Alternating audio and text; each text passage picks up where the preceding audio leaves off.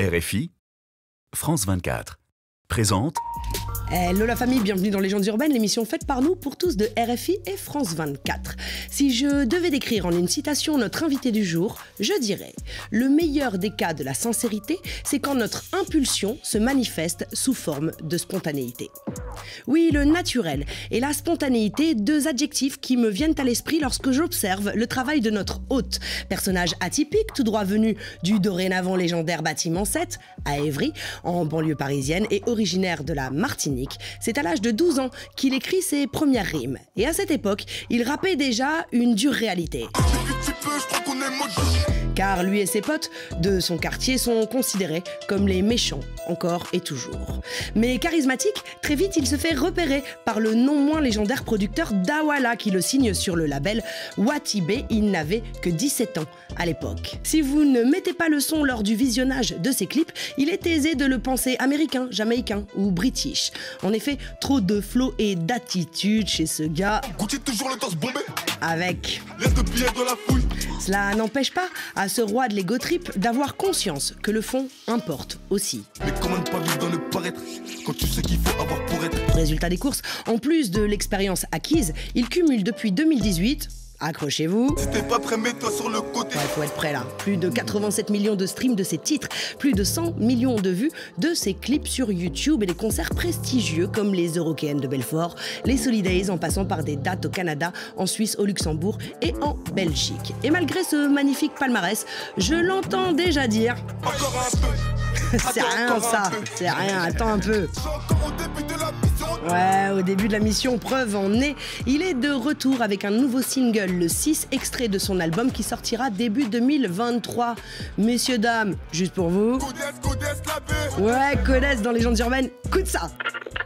Nous sommes transportés dans une autre dimension, dans un univers fait non seulement de paysages et de sons, mais aussi d'esprit. Bon, c'est le moment où il faut être attentif. Juliette Fievet et ses invités vont vous raconter leur légende urbaine. Je le fais c'est que pour la prime. Bébé j'ai refourgué toute l'après-midi. J'ai que le bonheur n'est pas dans le pré. Je suis déféré 24 heures après. Je bossais dans la tête tous les jours. Poser des bouteilles c'est pas mon genre. Je vais finir au sommet je te le jure. Et peut-être qu'après je serai soulagé. Codès dans les studios de Légendes urbaines. Codès, bienvenue. Merci à toi.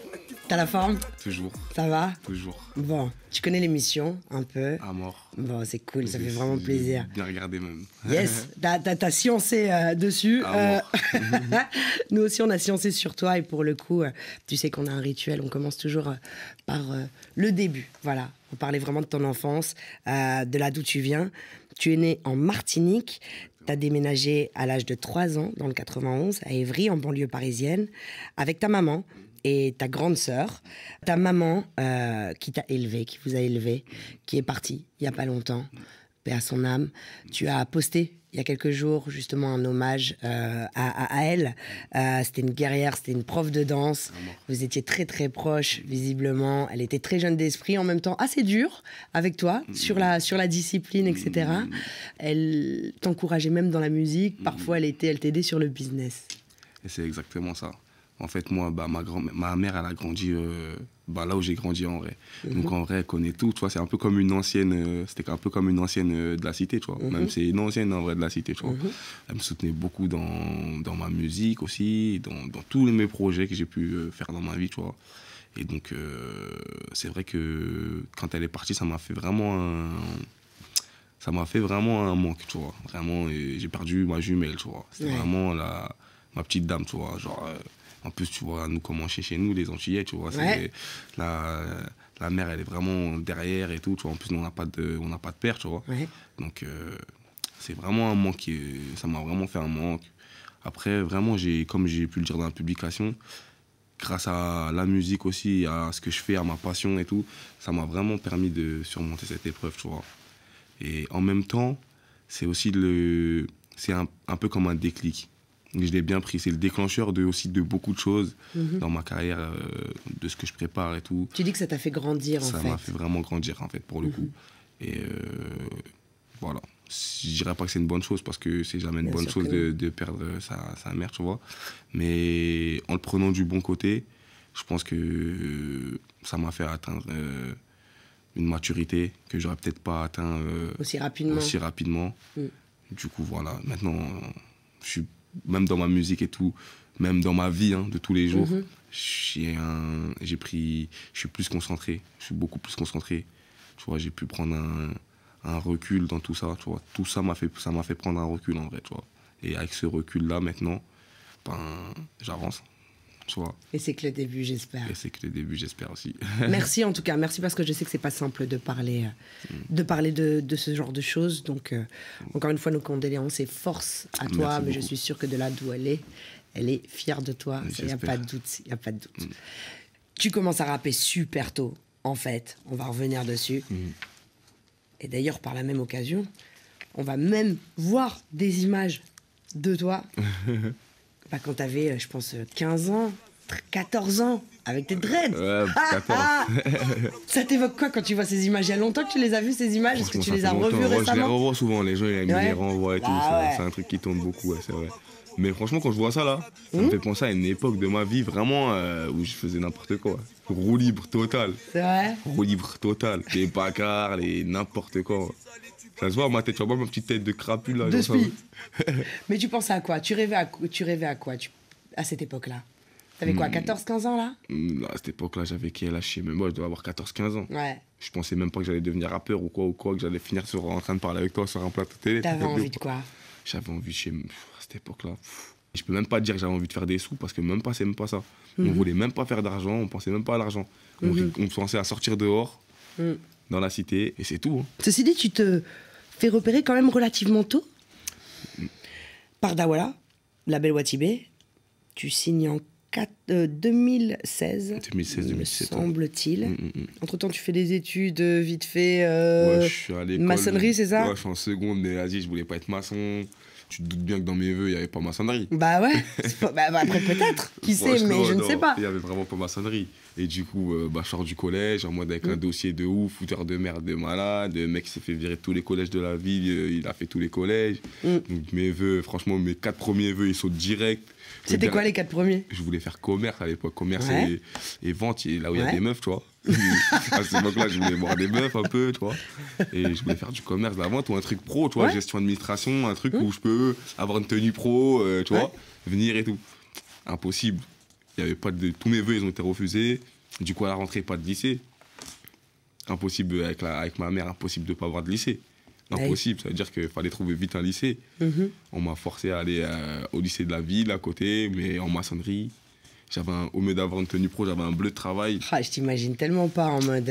J'ai fait quoi? J'ai fait 2-3 fois en maçonnerie, je suis plus jamais allé en cours. Et tu faisais quoi alors du coup? Le rap, ça arrivait vite en fait finalement En fait, entre je commençais même pas à rapper. J'étais toujours dans mes bêtises et tout, donc du coup, je restais dehors, j'allais pas à l'école, je restais dehors, je traînais. Et grosse bagarre, ça part en truc et tout, je finis à l'hôpital et tout. Ouais. Et mes ennemis qui m'ont mis à l'hôpital, en gros, ils font un son. Ils font un son où ils me clashent.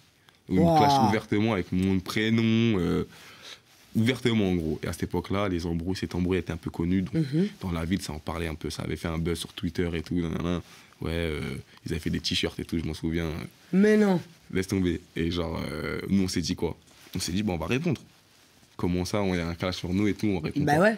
Et boum, on a fait un... c'est là, ma face par ça a commencé comme ça. On s'est dit, vas-y, let's go, on va clasher. Et on a fait un son et tout, boum, ça va péter et tout. Le son, il a vraiment pas marché. Quand je te dis comparé à nos ennemis, on faisait pas de vues, mais vraiment éteint. T'as certainement plus d'alliés que tu ne le penses. Et J'espère. comme on fait je t'assure, et comme on fait des surprises, j'ai demandé à une personne surprenante que j'admire beaucoup de te poser une question et en fait, il en a pas une, il en a deux et c'est vraiment cool parce que c'est un grand frère qui vient aussi de Madinina et qui a pour le moins extrêmement bien réussi et qui est un super bel exemple. Cadeau. Bonjour Codès, si je me retrouve face à vous ce matin, c'est parce que Juliette qui vous Bien reçoit sûr. est quelqu'un qui a des intuitions, qui a des inspirations, et quand elle a une inspiration, elle sait se montrer très convaincante. J'ai donc accepté de me prêter au jeu, même si je ne vous connaissais pas, je l'avoue volontiers. J'ai donc regardé ce matin sur YouTube ce que vous faites et j'apprécie les musiques urbaines, j'apprécie le rap, la drill, tout ça m'intéresse et voilà, j'ai des enfants qui sont en âge d'écouter ce genre de musique, donc évidemment je m'y intéresse et j'ai bien aimé déjà ce que j'ai vu, donc bravo pour ça. Et j'aurais 2 questions par rapport à ce que j'ai vu ce matin. La première, c'est votre rapport à la femme et la possibilité qui vous est donnée dans ce monde du rap, avec les codes qui sont ceux du rap, d'exprimer vraiment ce que vous pensez de la femme, de son importance et du respect qu'on doit lui accorder. Ça, c'est une question un peu de journaliste, mais on ne se refait pas. Et la deuxième question sera un peu plus métaphysique, parce que vous faites de la métaphysique, peut-être sans mettre ce mot-là là-dessus, mais il y a un titre que j'ai trouvé hyper intéressant et qui m'a vraiment plu, qui s'appelle « Être et avoir ». Et je trouve hyper intéressant qu'un jeune artiste comme vous, dans le milieu du rap, dans lequel l'avoir est hyper important, et dans lequel le fait de posséder est vraiment montré dans les clips et dit dans les textes, je voulais savoir pourquoi avoir voulu parler et exprimer l'être, et qu'est-ce qui, pour vous, est le plus important, le plus essentiel entre l'être et l'avoir. C'est presque un sujet de bac de philo, mais vous avez 1 minute pour y répondre.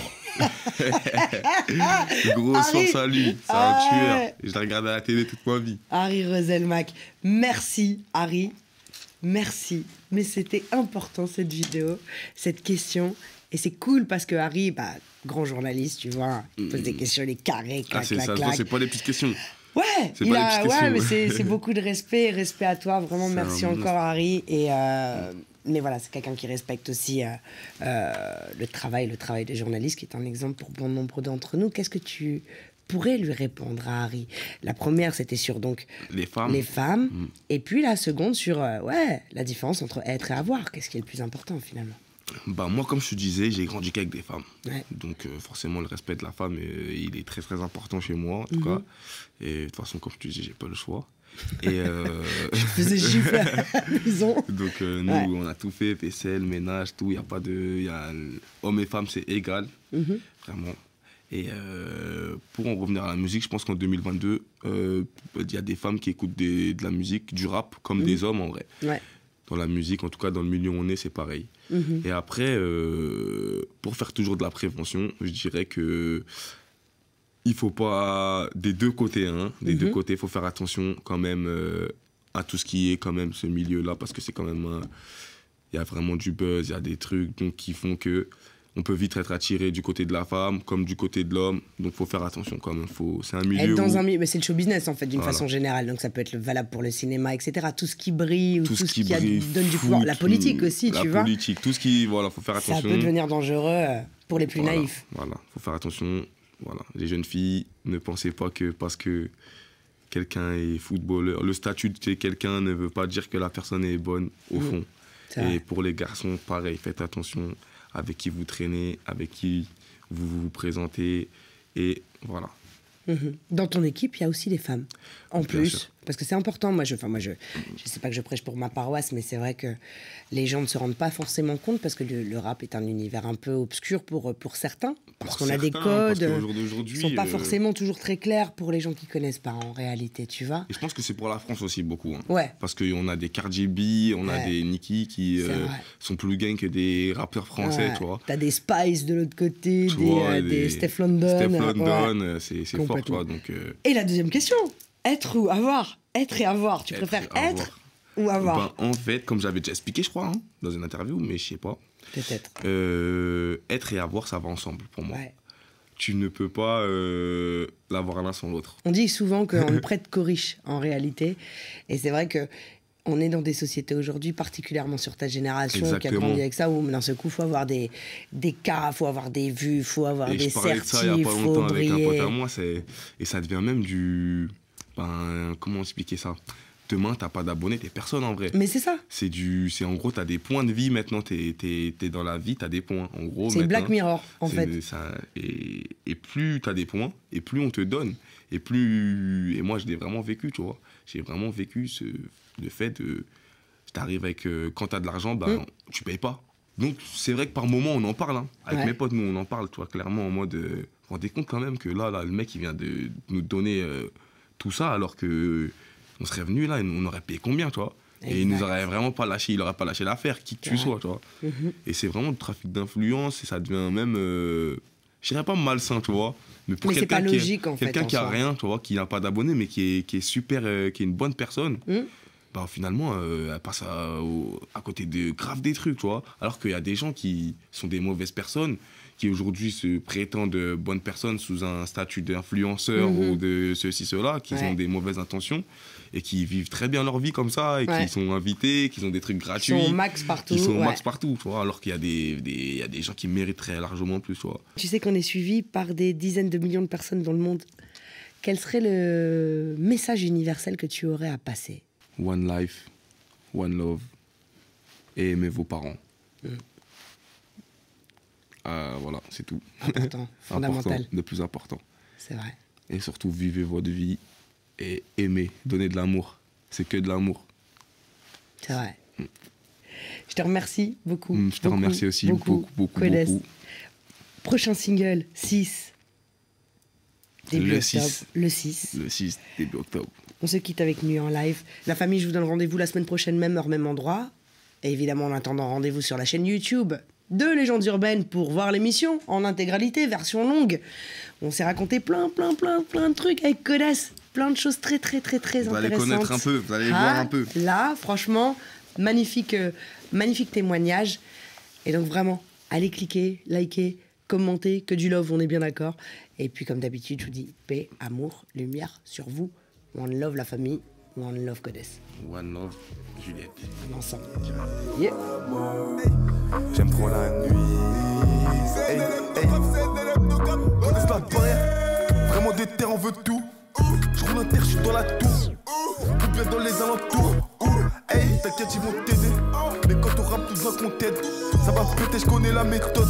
Ils vont te sucer quand tu vas monter. J'ai beaucoup de choses à raconter. Mais je dois viser vers l'avenue Montaigne. J'ai le pétard pour les plus balèzes.